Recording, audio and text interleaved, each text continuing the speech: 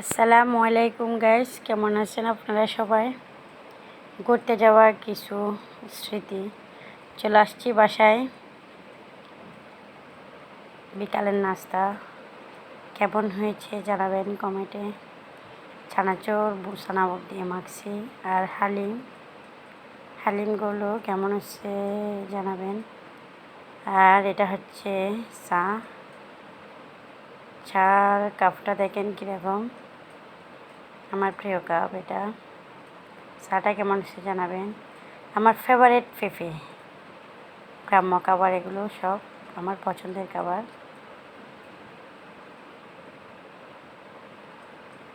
তারপর দেখেন আচার, আমের আচার, আমার আপুর গিফট।